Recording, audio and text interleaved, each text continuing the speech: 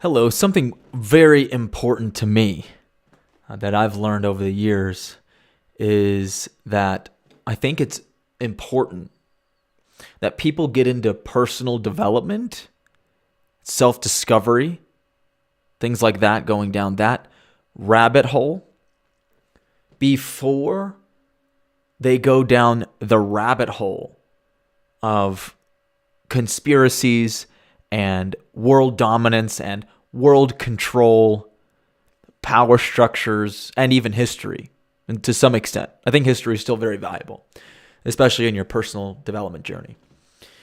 But I do believe it's very, very important. And so something that I wanted to discuss on today's podcast is really just getting into the idea that before the pandemic, not a lot of people were very interested in current events. There were a lot of people who were getting into political things just because of Trump's rise to power was in some ways a populist revolution. Whether you agree with Trump or not, that's just facts. And I think it caused a lot of normal people to start to wake up and realize the control system that they were living in, at least politically and in terms of, our government interfering in our lives. Things like that were just very subtle. And I noticed that there was an awakening. I would say I was a part of that process, at least politically speaking. I've always been into personal growth and personal development first, which is something I want to get to later in the podcast. But I noticed that when COVID started, it was like conspiracy theory extravaganza. I mean, people just were having all kinds of conspiracies around the pandemic, why it was happening, the cause of it, the bioweapons leak, the cover-up. So much of it was so skeptical and it caused a lot of questioning that people started to doubt the news media. They started to question masks and the intense propaganda just revolving around this medical disaster, as we would call it. And so I think that worried a lot of people. And so many people, I think, in the pandemic became awakened. A lot of people did. And they realized all the shit that they were lied to about, not just with the pandemic, but they started to trace back other parts of mass media propaganda, right? Even going all the way back to, 9/11, war on terror, the war in Iraq, like just all of the things where our news media, even back then, had a complete dominance on information worldwide. Okay. Ever since social media and obviously the world becoming more globalized and interconnected through social media and the internet, you had these legacy media companies that would run the show. And I mean the show. Like there was no other narrative besides what was on, ABC, Fox, CNN, and various other networks that just shared power and had slightly different angles and slightly different journalism, but overall had the same parroted message and narrative. That's the most important thing, a narrative. Narrative being like they told you what stories were the most important. They told you, what you should be paying attention to. They framed the very existence of news. Like you didn't know about other things that were happening in the world because you just were never told about it. It was just never in the news. And if it wasn't in the news, you didn't even know it existed. And so with the advent of the internet and its indulgence in our lives at this point, obviously people addicted to social media and things like that and getting their information from the internet. Like if you did a poll and you kind of did maybe even a survey or study over the last 10 years, I would say that we're at a tipping point where the majority of people, especially millennials, are getting their news and information from social media. Now, that could also be legacy companies on social media. Like, for example, CNN has these large contracts with Apple where they have a segment inside of Apple News that makes them the number one, news outlet. Places like the New York Times and the Wall Street Journal, they have subscription-based services to basically to survive in this insane news media collapse that is currently happening because advertising revenue does not cut it for the New York Times and the Wall Street Journal. There's just not enough people reading it or giving a shit that would raise enough revenue, okay, for advertising dollars. That's how the news media used to work. It used to be free to watch, to consume, but then you'd have advertising, which, by the way, side note, pharmaceutical companies are 70, 80, sometimes even 90%, depending on who you ask, of the advertising revenue on mainstream media outlets. And I want to say mainstream media. People are like, oh, these are... I'm really talking about New York Times, Wall Street Journal, CNN, Fox News, MSNBC, CNBC, even C-SPAN. I mean, that's the government-run, kind of like congressional TV show. And so when you boil that kind of concept down to narrative and how we've been able to adjust over time, the pandemic was it was a moment in our history that we'll probably remember as the turning point for people who decided to get their news elsewhere. And what I've noticed is a lot of content creators have joined in the conversation around what they think about the world. And so I think, just to differentiate myself personally, while I love talking about various different historical context in terms of current events happening now, and then my own commentary on it, I also want to note that prior to even discussing this sort of thing and these sort of topics, I was heavily involved in the business world. I have been an entrepreneur since I was 19 years old. I've left college and I've never actually even had a regular job before. In terms of, like, in high school I was working at like Chick-fil-A and stuff. But after college, I've never had a normal job. And so I've been able to run businesses and manage my success and be able to move to Colorado and do the various things I've done with podcasting and media. And of course, I talk about my rentals. I have a rental car business, things like that. But ultimately, I was involved in business and sales before I was involved in political thinking or political commentary.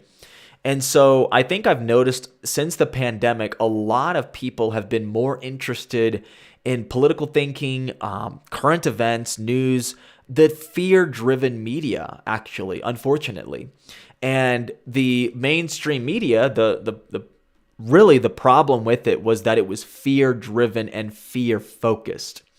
And now, today, you look at some of these podcasts and various different shows that are on the internet, so like YouTube and everywhere else, the decentralized media area, and you think, oh, they're doing the exact same thing. They're literally covering stories that are fear-driven. They add commentary to the fear-driven stories, and they actually perpetuate the same matrix that keeps a lot of people trapped. And I think that ultimately I would love to be a balance of both, which is to cover news and events as they unfold, provide commentary and historical context to create understanding so that people can just move on from the topic. I actually don't want people stuck in the news media cycle. That's just the matrix. Matrix breakers, we're breaking the matrix and we're moving on. Like, we're going to discuss what's really happening and we're going to dive into my commentary about it and use experts in the field, or even personally what I do, I refer to experts in the field that know one thing or two about a particular current event that's unfolding, and we just move on. Once we know enough information, you have to compartmentalize things and then move on. What I've noticed is a lot of people are in the same circus. They're allowing news around the world, like let's just say this Israel Hamas thing or whatever. They allow news in other parts of the world to affect their daily life and to, consume all of the various different things about the fear-driven media, which is the same thing as mainstream media, but it's just on all these podcasts now and various TV shows, YouTube shows. It's the same concept of consuming fear-driven things. And then what happens? You live a fear-based life and you take action out of fear. Okay? I'm saying this, and I'm also saying this directly to myself because I love continuing to watch media and carrying on my knowledge and deep knowledge on various different topics around the world and various wars and, conflicts and congressional things and things happening in politics. And, I keep my ear to the ground. But what I've learned personally, as I've graduated into this next level for myself, is that, you can't just pay attention to what the fuck is going on, because no matter who the fuck's in the White House or what is actually happening, like, it's not really going to be the end of the fucking world. I mean, unless it's World War III and then we all die. But if that doesn't happen, which it hasn't, but there's been a lot of, we're getting closer and closer to that doomsday clock, I would say, you have to just mind your own business in the meantime. And this is why what I'm discussing today is just to cover the basis points of you focusing on strategizing for your own success. You having success, accumulating wealth, and being happy with what you do and how you serve the world, living out your purpose, is what is going to make everything else work out. You see, because if everyone listening to this right now was 100% on their purpose and 100% focused on what they need to accomplish in life, then they would actually be making a positive change. Instead of reading the news, it's almost like, let's make news. Let's make news. Let's go out and create a change in the world, even if it's in your local community, even if it's in a local newspaper. It doesn't really matter. You really want to create news by going out and being your best self.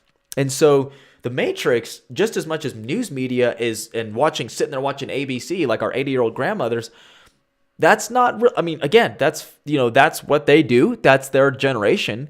But our generation is almost just as bad, except on social media, we're just outraged every single day by all the crazy stuff that we watch and the crazy stuff that we listen to and the stuff that we see on social media. And so I want to just invite all of you to recognize that just as much as you would recognize, I don't watch the news. I'm above that. I'm above that. Well, no, you're not. You're literally consuming the same fear-driven information. It's just fear based on what you're afraid of, and I get it. It's like, this is a real problem. Again, this is the thing. I'm going to address something right now. I'm not disregarding that it's a problem. I do want you to understand that. I'm not disregarding that it's going to be an issue or it could actually cause serious problems. However, what I will say is that your fear of it is really just not going to change anything. And I'm going to talk about, just for a second, the border crisis, right? Mainstream media doesn't even talk about it. Like, Fox will hit on it here and there, but CNN never mentions it, and it's just a bad point for them. And CNBC, MSNBC, like, they just don't talk about it. So what's not on mainstream media, I understand. And so what happens is a lot of people, millennials especially, okay, and I'm just, again, speaking to myself too, but we tend to find the same information that the border crisis, right? We'll find it on social media. And so then we start to download various different thoughts and commentary around this border crisis. Is it still a crisis? Is it potentially devastating for border states to manage? Absolutely. Is it a real issue? Absolutely. It's a real problem. It's insane. The potential for danger, the potential for overburdening the tax-paying system, overburdening various local communities on the border. I mean, I can talk all day about the border. The border is an insane problem, right? But your hyper-focus on it really isn't going to change the damn thing unless you are legitimately involved in some kind of political affair where you are making like you are on a task force that's making change at the border in your state. If you're working for the Border Patrol, if you're in some kind of political office, if you are a journalist like on the border that maybe lives in that town. See, what I'm saying is like, let certain information be other people's burden, okay? It doesn't have to always be your burden. Now, when we are informed of various crises, when we go to the booth, the voting booth, we can vote with our, with our own fear-driven thoughts about what could be fixed and what's worse and what could be better. That's fine. That's fine. Can we bring awareness to it so that way congressional candidates and senatorial candidates and even small city-wide candidates and stuff acknowledge the problem? I think that's absolutely important. That's why we want to break the matrix, right? The matrix would be like, the mainstream media doesn't cover the border. They just don't. Is it a huge crisis and a huge problem for those border counties? Absolutely, it's mainstream news in their towns because they're dealing with the influx of all this migration that's coming in that's unvetted and dangerous, and it's crazy. I mean, it is insane. The crime. I mean, when people say crime, I mean, I'm just like, no. It's like I want you to really imagine that you're living on a border town and you come home from work one day, it's just like a normal day, and your sister's in the hospital because she was raped by someone who doesn't have our culture and someone who came across illegally and someone who is committing crimes, and they raped your sister. I mean, I just want you to get real with that. That's the kind of stories, times that by 80 million, okay? That's the kind of insane stories that are happening right now on the border. I'm just telling you that. Again, this is my point. I'm creating the fear, right? I'm instilling the concept of fear, just talking about the border, right? It's crazy. But allow other people who are relevant to the information, like I said, a border patrol agent, someone in political affairs, someone in politics, somebody who can actually do something about it, right? And also if you live on the border or in the border towns and your job that you feel is important is covering the border, then that's your purpose. Then that's what you should be doing. Then you should know everything about it. Therefore, that is your focus. That is your expertise. Learn as much as you can, report on it as you can, and detail that information. But for those of you who are regular people who live in the middle of the country or whatever, I mean, even in border states, I'm not saying, it's just why is it your main concern? What can you personally do to make a change? If it's just sharing some information, then maybe you do that and you move on. But if you're concerned about, let's say, the border, then that means get armed, okay? Always be armed. Keep your family safe. You lock your doors at night. Whatever you feel is your actual issue, okay? And to acknowledge the actual crisis is important. But I just wanted to make that clear. Like just an example, right? Is just talking about a various crisis. But I see a lot of people that, they're freaking out. They're talking about this thing. They think it's very, very important. But I'm sitting here like, listen, learn what you can, know what's really happening. Sure, I can tell you all about it. Non-governmental organizations running these migrations that have totally intention to bring in these people from various different countries around the world. These are enemies of the United States. These are people that would devastate the country if they were ever activated in some kind of military manner on the United States. It would devastate the United States. It's a huge issue. It's extremely dangerous. Probably one of the most dangerous political issues that we're dealing with currently. Okay. However, can we learn about it? Can we know what the truth about it is and move on? Yeah, we can. And that's what we have to do as a society. We get to learn about it. And if it's brought up and it's something important all of a sudden in your city, in your town, in your state, whatever, bring it up, talk about it, know the facts, but move the fuck on. That's really how it is. Because I think it's important to learn about what's really happening in the world, because the more people are aware, the more, we can kind of take action on it, the more that, we can focus on it and resolve a problem. I completely agree with that. So I wanted to come on here. Yeah. Just share more about look, we have to strategize our way out of various different circumstances and situations. And so for me as a strategy coach, I take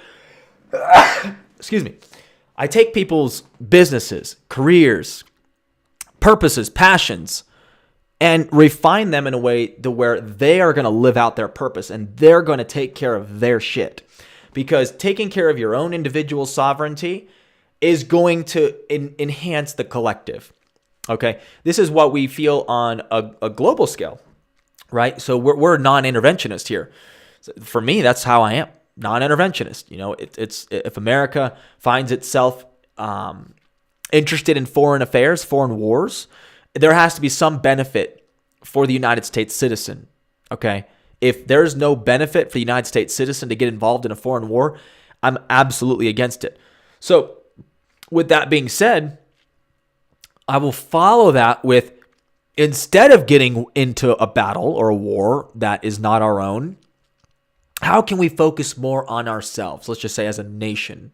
So the same concept I would say as a nation is individual sovereignty and individual focusing on itself and its own people.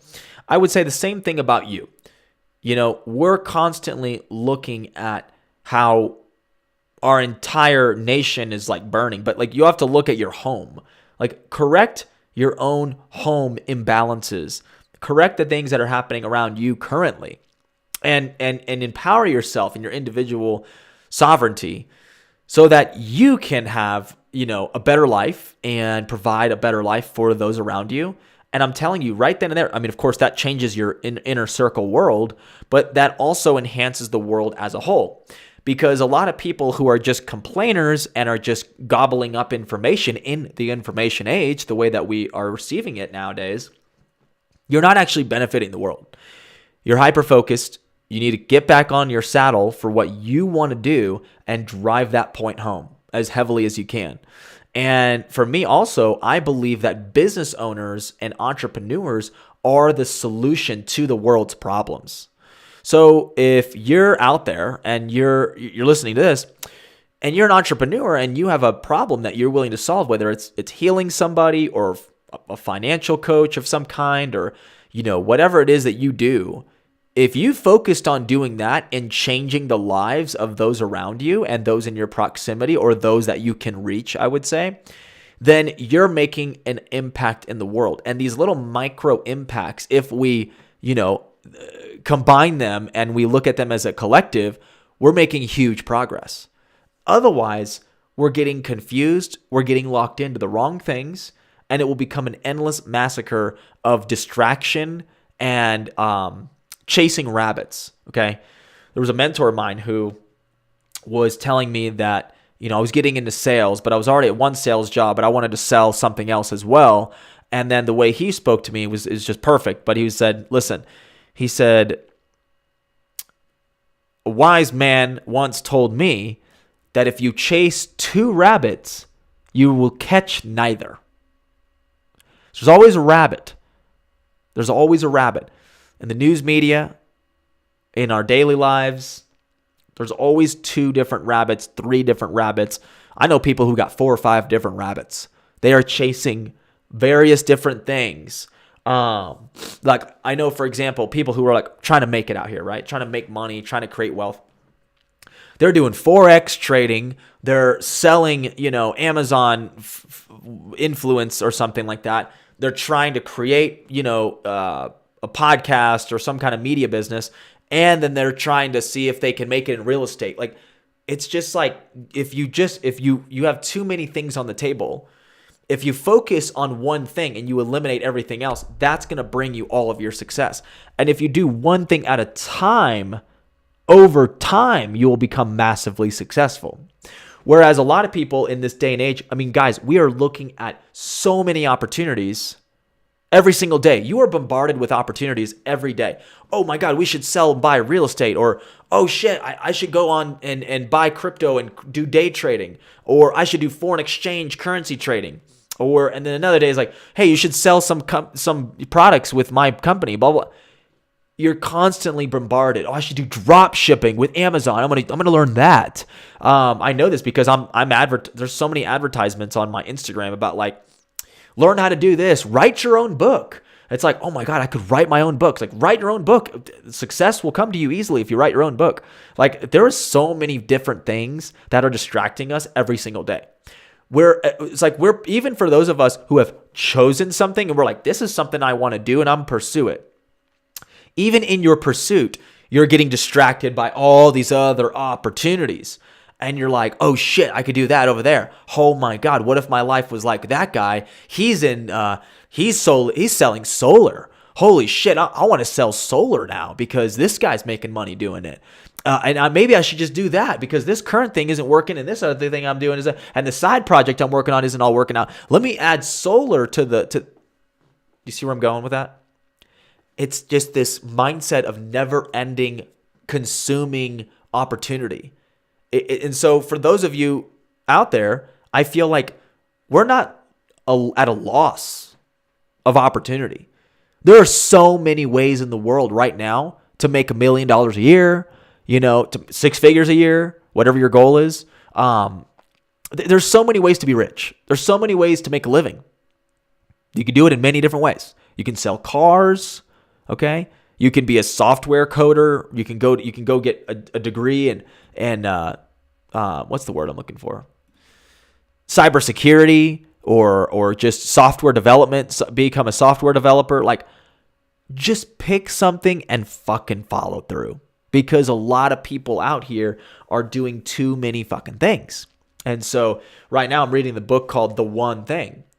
And for me, it's fascinating, awesome book, because it's helping me micro focus on what is the one thing. And there's a question that I asked on Facebook recently. Let me actually pull this thing up. It'll take a few seconds to do that. So I asked this question, and I want all of you to kind of chime in with me here. What's the one thing I can do such that by doing it, everything else will be easier or unnecessary? Now, can you guess the number one answer to that question? There is no right answer. There's no right answer. The number one answer, though, to that question was prayer. Everyone said, you should just pray. And I'm a big believer in that. That honestly fits that description, honestly. Because a lot of the times when we have patience and pray about a problem, eventually God will lead you to the solution. And in many cases, what I tell people is that God works through other human beings. So when you're asking God to solve something for you, don't believe that it's going to come internally from you. It can, but it probably won't. God will present you with someone in your life or something that will solve that issue. And you use your mind power and your relationship with this divinity to attract those solutions. And that doesn't mean pray and do nothing. It means pray and then have discernment over who you decide to share your problems with and be open, and eventually those things will be solved. It's the craziest thing ever. So while other people said prayer was the most important thing, I think the question is pertaining to the idea of, if you break down your tasks and you know that, okay, I've got 5 things to do. And you know that actually there's really just one thing. That if I do this one thing, all these other things are really not necessary, or they become a lot easier.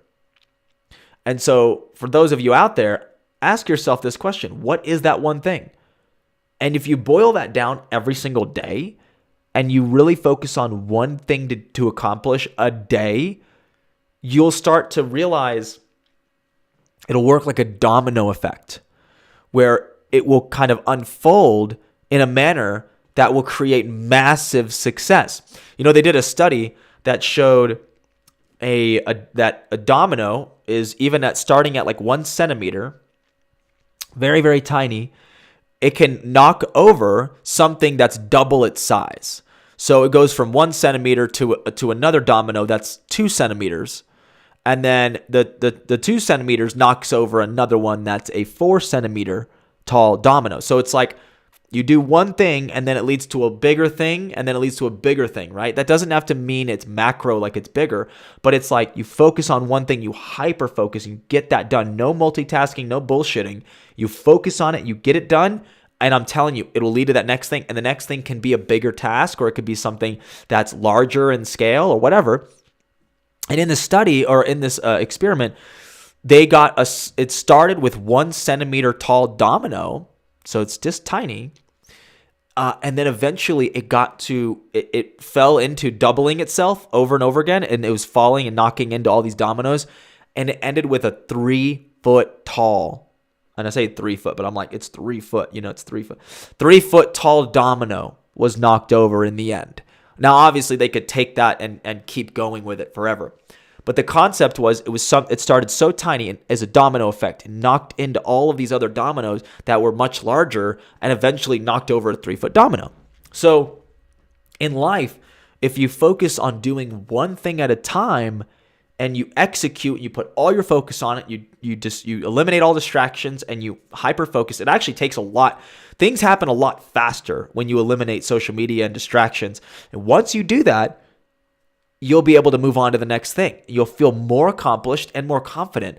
And you carry this confidence of getting things done in a manner that, holy shit, I can get more done. And like your time starts to quantum like change because you're thinking, wow, things that take me 3-4 hours now take me 15, 20, 30 minutes.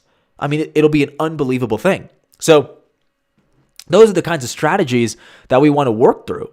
Okay. And eventually, by the way, I'm going to be doing a lot of podcasts revolving around various different strategies that I personally use.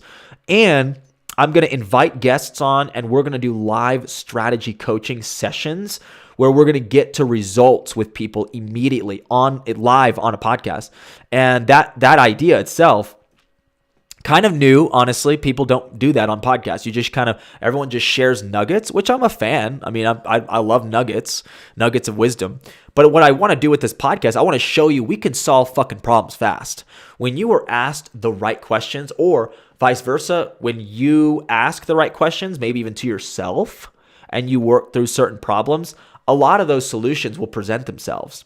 And this is a way of God showing up in your life and using the divinity within you to seek all those answers, right? The kingdom of heaven is within you, as Jesus says, right? And so I want you to acknowledge this as an idea of an experiment for yourself. So this is kind of the motto for me. I wanted to share that with all of you. I'm glad you guys tuned in. I hope you have a great, awesome rest of your day, and carry on to the next episode. Give me a little rating in the podcast description, in Apple, Spotify, various different ones, just to help promote the podcast and grow it. And we're going to have some exciting guests on very soon. And I can't wait for you guys to check out what I'm working on here. You have a great rest of your day. Peace.